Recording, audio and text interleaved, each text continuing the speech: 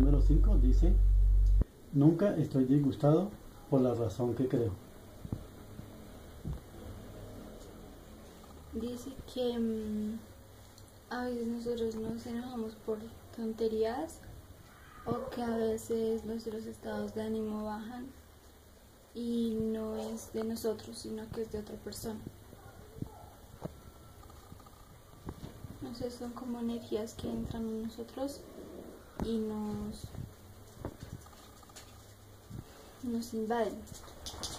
¿Por qué no tenemos control sobre esas energías para que no nos invadan? Porque no somos conscientes de que existen. ¿Lo ves a él o solo te dice en la mente? Lo veo a él. ¿Lo estás viendo? ¿Puedes describirlo?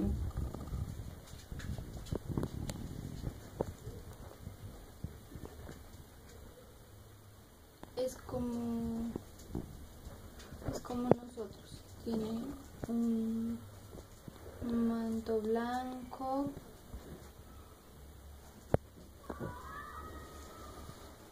y unas sandalias cafés. ¿Su rostro cómo lo describirías? Alegre.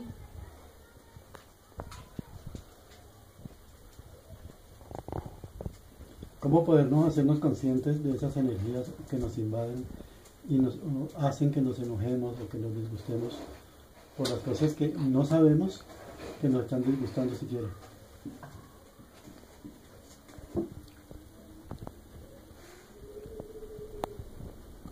Pues tenemos que entendernos a nosotros. Háblanos más de cómo entendernos a nosotros.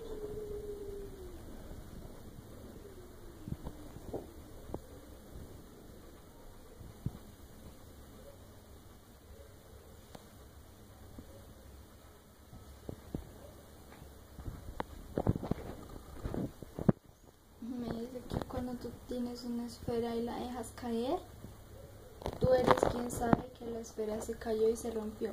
La esfera no lo sabe. ¿Y por qué te ríes? Pues porque eso no tiene nada que ver. Pregunta de mal, entonces, ¿cómo se asocia la esfera, ¿sí?, que no sabe por qué se cayó y se rompió, con los pensamientos o las situaciones que nos hacen disgustar y enfadar? Que nosotros nos dejamos manipular. Y que, o sea, digamos que nosotros somos esa esfera, ¿sí? Y que la persona que la dejó caer es como las personas que están a nuestro alrededor. Entonces que esas personas son las que nos manejan y las que nos manipulan. Y que muchas veces nosotros no podemos decidir qué hacer. O que es como si tengamos vendados los ojos y ellos hagan las cosas por nosotros. ¿Y quiénes serían ellos? Pues la sociedad, los que están alrededor de nosotros. Las circunstancias.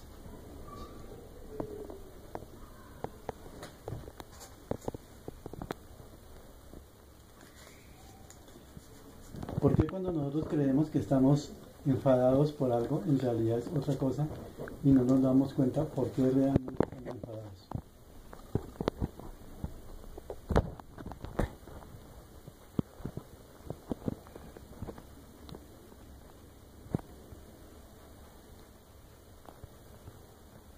Porque queremos estar enfadados. O sea, buscamos cualquier cosa para estar enfadados. Porque en realidad lo que queremos es enojarnos. Y eso es lo que no podemos controlar.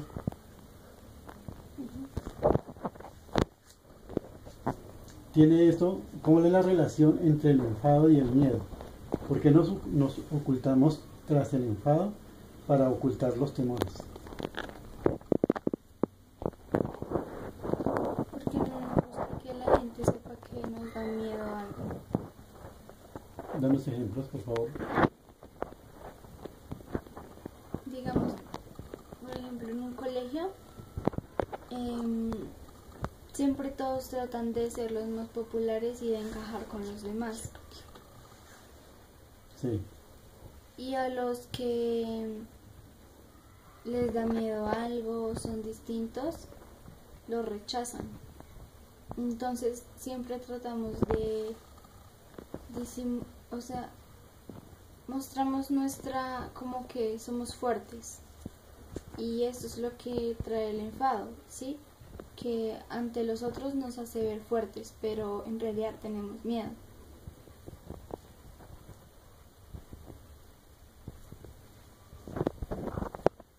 ¿Cómo podemos hacernos más conscientes de esos temores que muchos son inconscientes y hasta infraconscientes y por eso no sabemos, por ejemplo, del miedo a Dios?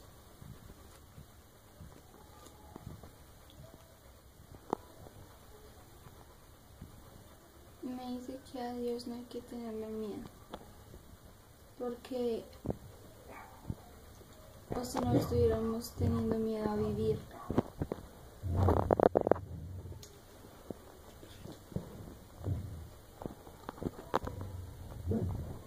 Pero ¿cómo podemos nosotros trabajar ese temor que inconscientemente las personas le tienen a Dios y se esconden, por ejemplo, tras las creencias, los dogmas, los conceptos?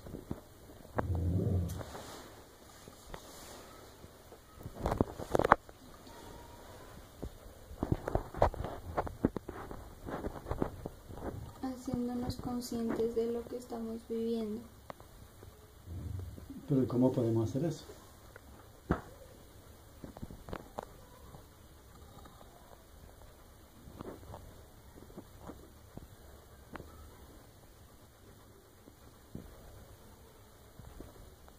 Que en cada acción que nosotros hagamos estemos bien con nosotros mismos, ¿sí?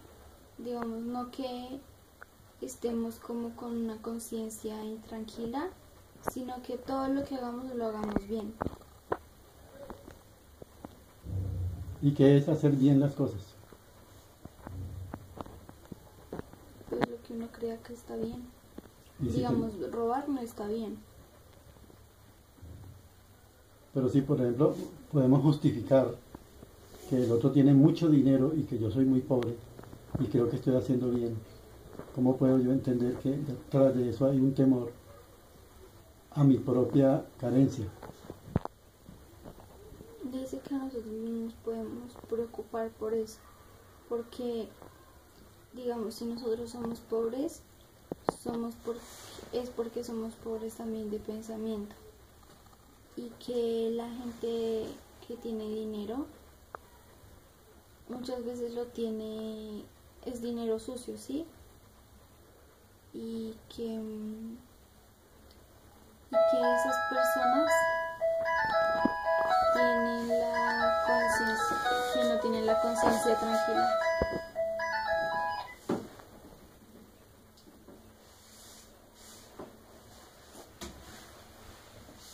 Sigue.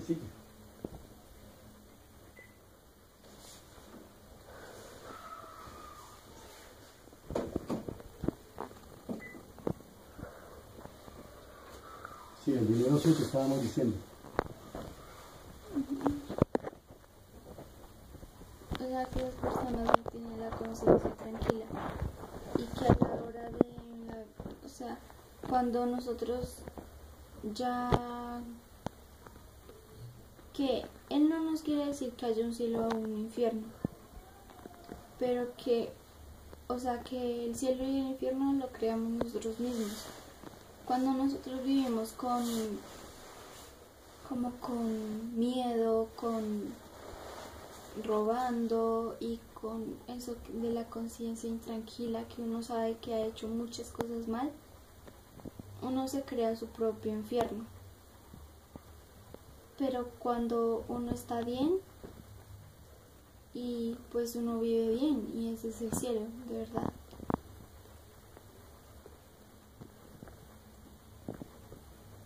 O sea que el cielo está aquí mismo a nuestro alrededor y todo depende de que nosotros seamos capaces de reconocerlo. ¿Por qué ha sido tan difícil realmente poder crear un mundo que sea un cielo y no el caos y el cierto desorden y confusión que tenemos en la sociedad, en lo económico, en todos los ambientes donde nos desenvolvemos como humanos? porque no nos conformamos con lo que tenemos y nos creemos en desventajas de los demás.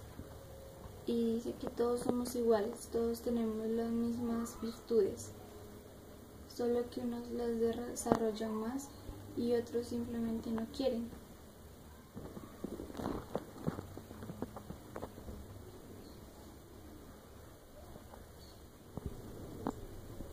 Porque el porcentaje de los que no quieren se ha ido haciendo cada vez más grande y más grande, y el porcentaje de los que sí quieren o queremos cada vez es menos, menos, menos.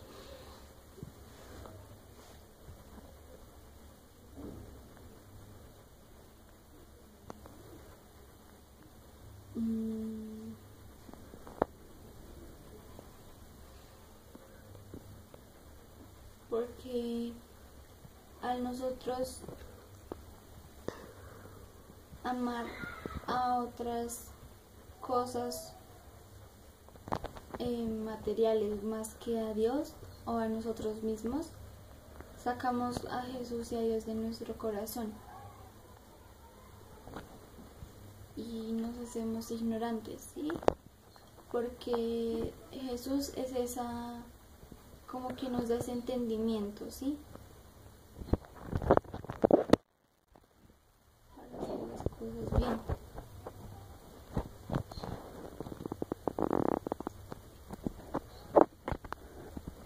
¿Cómo podemos ayudar a las personas de que se entienda de que más dependemos de la mente racional, de la mente ego, más nos alejamos de la conciencia Cristo o de la mente Cristo, que es la que realmente nos daría la comprensión y la objetividad de todo lo que nos rodea, incluidos nosotros mismos?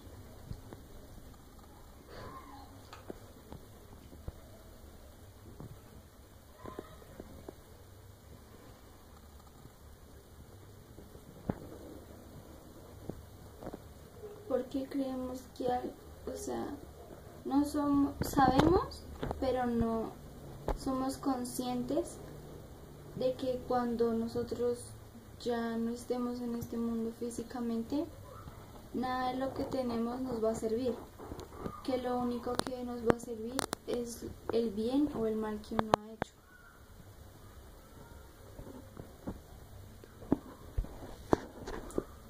Danos ejemplos de cómo podemos ayudarle a las personas, de cómo poder llegar a esa comprensión objetiva de lo que realmente está bien hecho y no esas cosas que aparentemente creemos que están bien, pero que en el fondo y al final terminan mal. Así que nosotros no podemos decirles que está bien o que está mal, que ellos siempre lo van a saber, porque el que va a otra casa a robar sabe muy bien que eso está mal, o el que mata a otra persona lo hace con odio, con miedo, con rabia,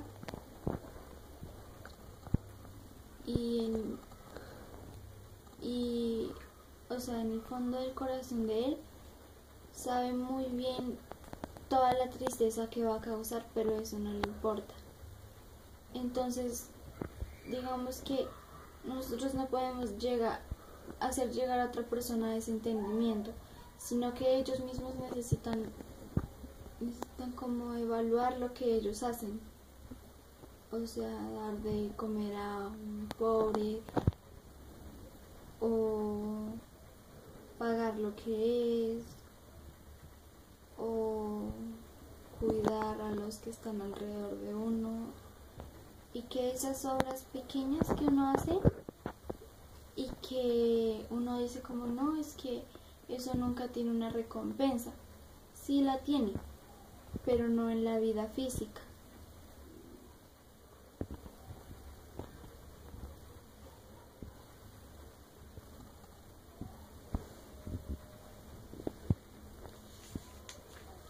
¿Será por eso precisamente porque como no se ve físicamente la recompensa, es que se cree que está bien hecho un mal que se hace en un momento dado?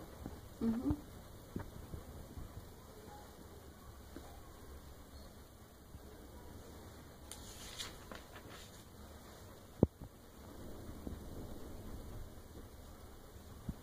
Porque el enojo nos hace sentir bien con nosotros mismos sabiendo de que el enojo nos está haciendo un daño terrible y está destrozando nuestra vida espiritual. Porque el enojo es como una droga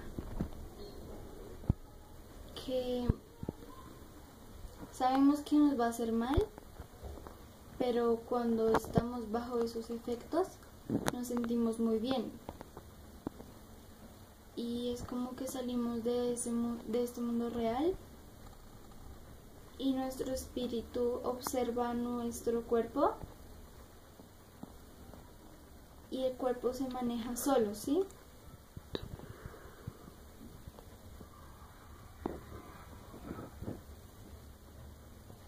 ¿Quién maneja el cuerpo en estos casos que la persona pierde el control de sí mismo y ni remotamente se da cuenta que está siendo manipulado, que está siendo obligado desde afuera a hacer algo que él sabe que no debe de hacer? El ego. ¿Puedes ampliarnos más la naturaleza misma del ego?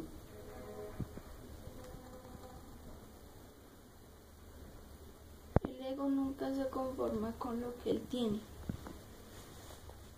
O sea, digamos, podría ser el ego de la persona más rica de todo el planeta, o tener todo el dinero del planeta y que no quede ni un centavo para los demás. Y el ego nunca se conforma con eso y siempre quiere más y más y más. Y cuando por alguna u otra razón uno hace daño a otra persona,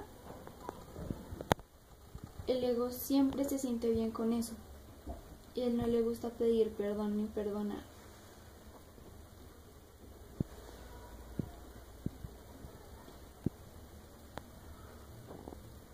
¿Era necesario que existiera el ego de esa forma en nuestra mente y en nuestra psiquis? Sí. ¿Cuál es la esencia misma del por qué el ego está allí como una necesidad?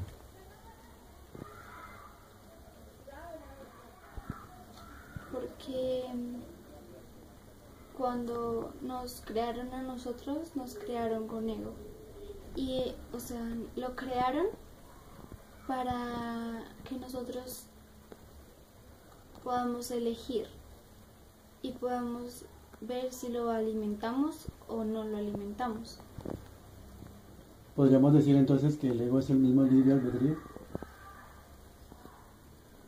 No, el libre albedrío es con el cual uno maneja al ego. Digamos, si tú no lo alimentas, si tú no haces cosas malas, si no le quitas las cosas a los demás, si le haces daño a otras personas, si no les pides perdón, estás alimentando al ego. Y el libre albedrío es el que hace eso. Pero el libre albedrío también funciona para que uno diga como no, yo no voy a alimentar al ego, voy a alimentar más bien a la parte linda de uno. Y entonces pues pide perdón o ayuda a las personas y comparte con los demás. Hemos dicho de que la verdad nos hace libres, pero entonces la verdad en sí misma, ¿cómo nos lleva a la libertad si el libre albedrío siempre nos está haciendo dudar entre hacer o no hacer, o si lo que hacemos está bien o mal hecho, o lo que no hicimos está bien o mal hecho? Porque la verdad siempre va a ser solo una, ¿sí? Entonces, cuando tú haces algo mal y dices la verdad, es como que te estás librando de todo el karma que viene atrás de eso que hiciste mal. Pero si tú dices mentiras, eso algún día se va a saber por el karma que viene después. Entonces, la libertad no nos la da el libre albedrío, sino la verdad. Uh-huh. Entonces, cuando se nos dio el libre albedrío, nos quitaron también la verdad y nos hicieron esclavos, no libres. Sí.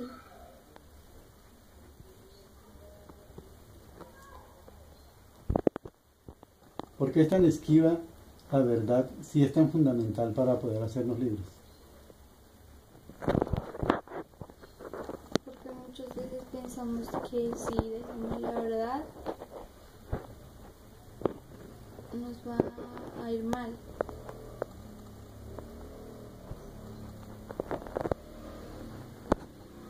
Sí, ¿por qué le tenemos miedo a la verdad? Porque es justa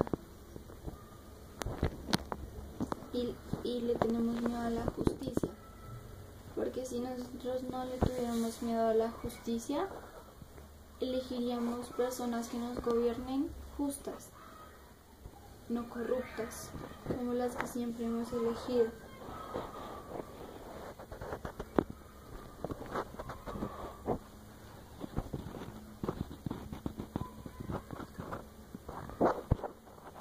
¿Por qué las personas hacen justicia entonces eligiendo personas que las subyugan a través de la injusticia y no se busca personas que le liberen al ser gobernantes justos?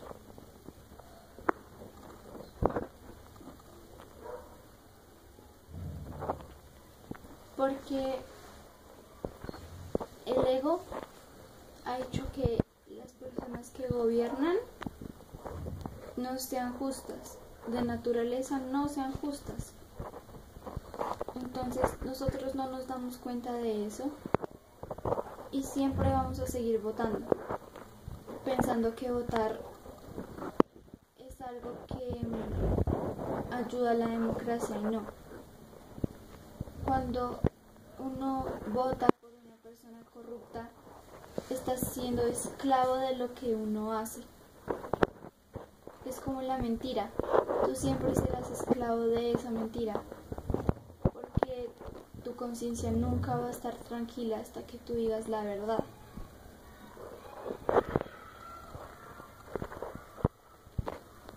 Podríamos decir entonces que elegir personas injustas es una forma de enfado que la persona utiliza contra los demás para vengarse de la sociedad.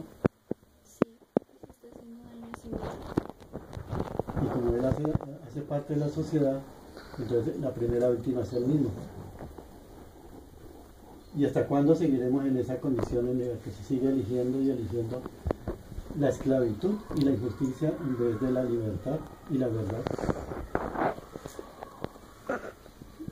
Hasta que nos demos cuenta de que no necesitamos gobernantes, porque nosotros nos podemos gobernar a nosotros mismos. Y cuando uno elige un gobernante, solamente está eligiendo a quién regalarle su plata y a quién darle una mejor vida, sabiendo que no se la merece.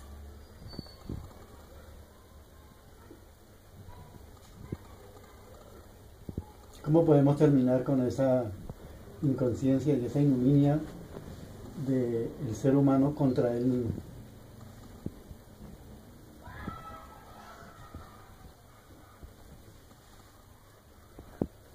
Dándoles ejemplo a las otras personas, porque muchas veces las personas siguen el ejemplo de otras. Por ejemplo, no es que no sé, fulanito de tal robó la casa de al lado, entonces yo voy a robar la otra, porque si él roba yo también puedo. Entonces, digamos, si nadie robara, pues nadie ni siquiera sabría lo que es eso. Y entonces diría como, no, yo no voy a robar, porque si nadie lo hace, ¿yo para qué voy a robar?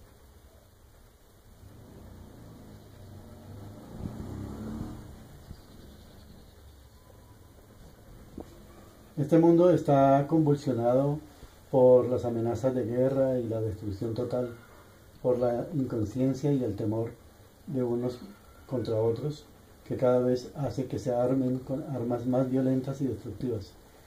¿Quiere decir que esta humanidad no tiene salvación?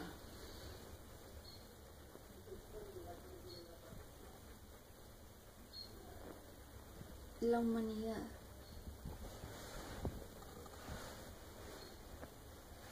Dice que la humanidad ya se extinguió hace rato, o sea, ya no hay humanidad. Solamente hay personas que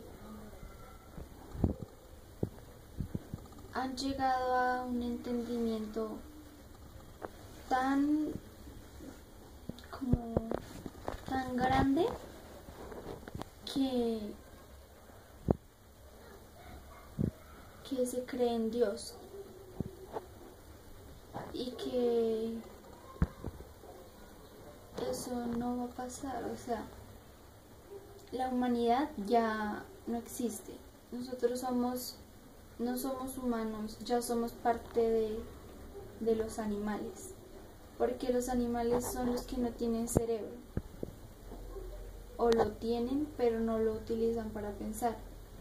Y aunque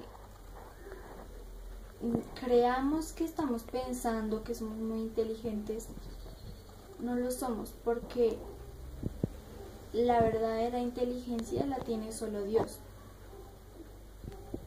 Entonces es como un simulacro lo que nosotros tenemos. Entonces ya, o sea, esta humanidad, la humanidad que existía se ha destruido a sí misma por la avaricia, por la guerra. Por ejemplo, lo que está pasando con Siria.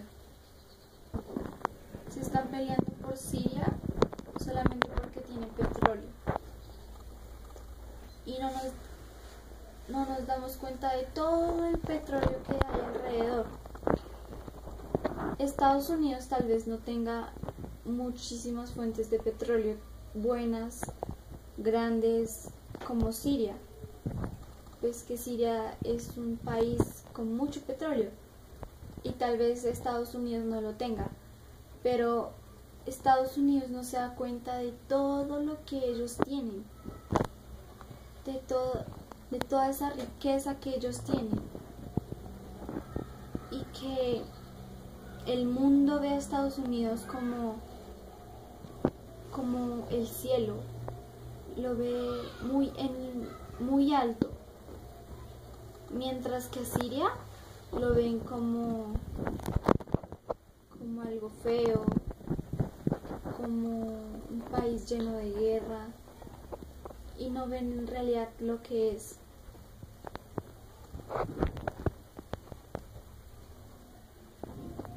Volviendo entonces al tema de que ya está extinguida la humanidad hace mucho tiempo, ¿por qué seguimos hablando de salvación y de ascensión? ¿Qué es en sí misma la ascensión?